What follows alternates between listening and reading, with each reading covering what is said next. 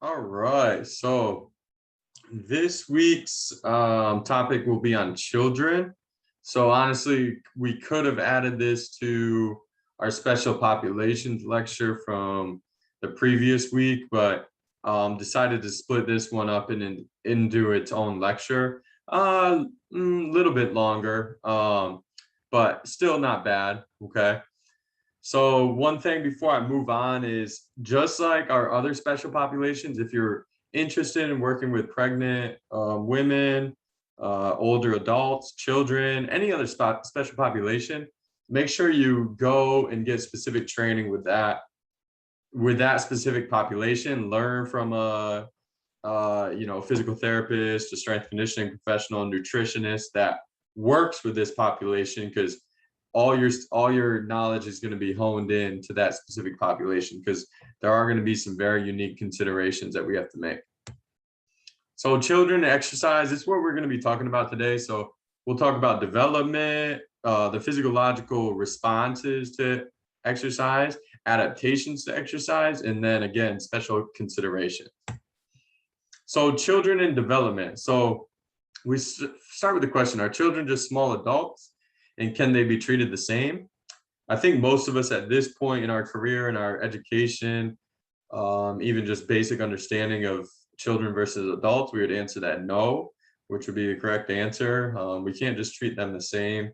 They need to be treated much differently in many different aspects, including from a training standpoint. Okay. We have to look at chronological age versus biological age. So chronological age being simply a factor of time. So you're X amount of years, Y amount of days old versus biological age, which is essentially how mature you are. So I think we all know probably we've known some late matures, some early matures, some sort of average matures as well. So that's biological age. How mature are you? Okay. That's something we have to consider when it comes to training as well. If you have to choose one or the other, when it comes to seeing if or deciding if a child is ready to start training, biological age would be the more important one. It doesn't, instead of going, okay, they're 10 years old, every 10-year-old is ready to start training. No, we know some 10-year-olds are ready physiologically, mentally, and then some 10-year-olds wouldn't be. Okay. Skeletal age, we'll talk about that a bit, but how developed is the skeletal system, both from bone growth and bone ossification? And we'll talk about what that means in a second. Stage of sexual maturation. So development of the reproductive system, depending on the Tanner scale. And that ties in, both those tie into our biological age as well. Okay. So children in development. So first, let's talk about what's termed peak height velocity. So we actually have a professor in our department, Dr. Allison Red, that I think a lot of her research was focused on peak height velocity. And it's essentially the period where maximum rate of growth occurs. Okay, so obviously, I mean, if you break down the title, peak height velocity, so that period of time where we increase our height at the most rapid rate. Okay, there you can see a figure down here. Girls are the dotted line, boys are the solid line. So we're going to see girls hit their peak height velocity earlier and their full height earlier.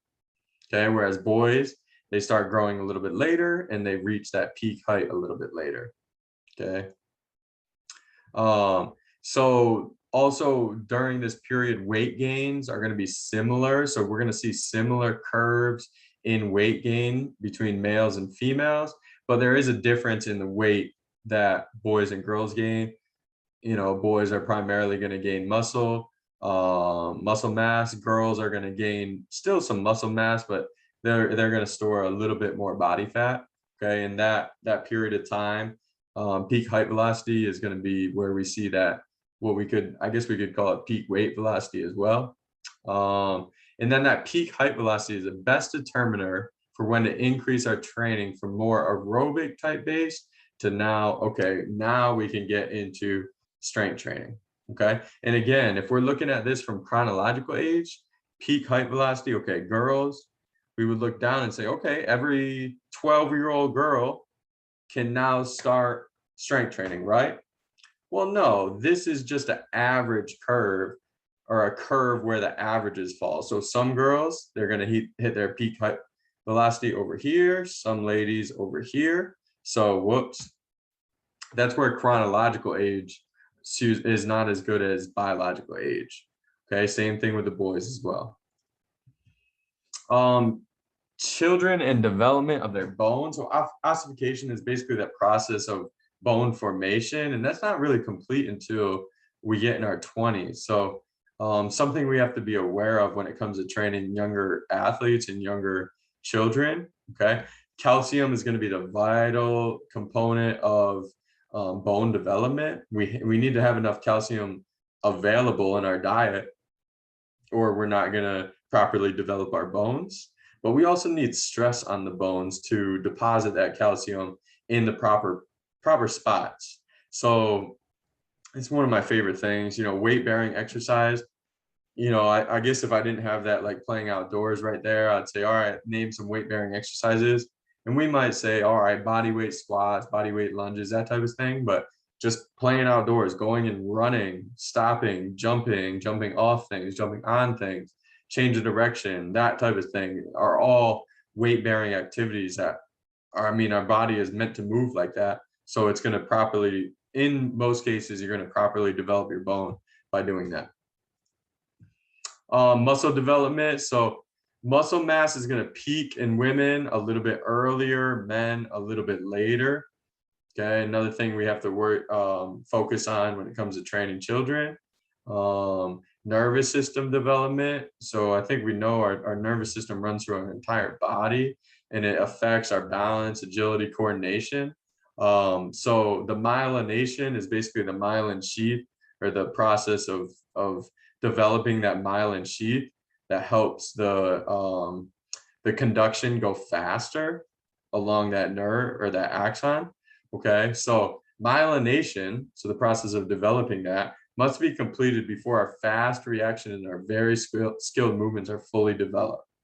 Okay, if we don't wait until that myelination is complete, we're going to have slower conduction of nerve impulse. With that being said, we can start developing that myelin sheath from a younger age. It's just going to be a little bit slower, but developing those basic movements, that's why just going outside and doing a bunch of different activities and sports and everything is so good, because you're going to develop myelin sheath around a lot of different axons. It's not going to be just a repetitive type deal. And then, maybe you're really good at rotational type work, but you can't run in a straight line, or vice versa. Okay. So some physiological responses to exercise. Well, let's focus on strength first. So boys, puberty is going to be the critical time, mostly because of testosterone development. And there we can see, based on this study with boys, so this is puberty. So we're going to see the gains in strength. So they go up linearly, and then once we hit puberty, a rapid increase in strength. That's primarily due to an increase in muscle mass because of testosterone, which leads to an increase in strength. Okay. In contrast, females are going to be more gradual. We're not really going to see much change in muscle mass with puberty. It's pretty much going to be that linear line throughout. Okay. So that being said, we can still gain strength, just maybe in ladies, not quite as rapid. Okay. So physiological responses to exercise with the cardiovascular system. So the heart size is directly related to our body size. Okay, so children are just naturally, because they're smaller, they're going to have smaller hearts and lower blood volumes than adults, which means we have a lower cardiac output. So we covered cardiac output in, I believe, last lecture, but cardiac output equals stroke volume. Oh, I guess I spelled that wrong. Shoot. Stroke volume. So the amount of blood that can be pumped with each ejected with each pump of the heart. And heart rate, I think we know what heart rate, the amount of pumps per minute. Okay. So cardiac output is going to be lower at absolute workloads than adults. okay? And then lower stroke volume and blood volume, the child is gonna have a lower capacity to actually deliver that oxygen, okay? So we're basically gonna have lower VO2 max. We just essentially, because we can't deliver that oxygen as well. In our muscles, we can extract it. I mean, maybe not quite as well, but pretty well in children compared to older adults. But we just can't really deliver that oxygen quite as well. So that's going to lead to lower cardiac output and lower VO2 max. Okay. Let's see. So in children before puberty, especially in active children, VO2 maxes are actually similar. And that's comparing males and females. I don't mean comparing before puberty and after puberty. I mean males and females before puberty, VO2 maxes are similar, although they're a little bit lower than adults because of the changes or the cardiovascular differences I mentioned before. But at puberty, the genders are going to separate. So males and females are going to separate in their VO2 max levels. So after puberty, for males, the VO2 max is going to depend on activity level. So the more active they are, they're going to increase their VO2 max. And typically males are going to have higher VO2 max levels as compared to females after puberty. Okay. And then running economy is also going to get better. And that has to do with, again, going back to our myelination and our nervous system. We're just going to become more coordinated and more balanced. Metabolic changes, children, this isn't solidified, but children probably have lower glycolytic capacity than adults. And our anaerobic enzyme activity is lower in children. So basically we can't handle, we can't break down our ATP quite as well from an anaerobic standpoint and from a glycolytic standpoint in children. And that's primarily due to those enzymes. Okay. And power, so I think we all know this, but children are going to have lower peak power per body weight than adults.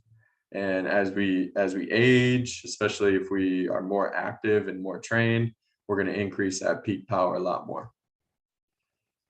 So finally, well, not finally, but we're going to talk about some adaptations. So one, is it even safe?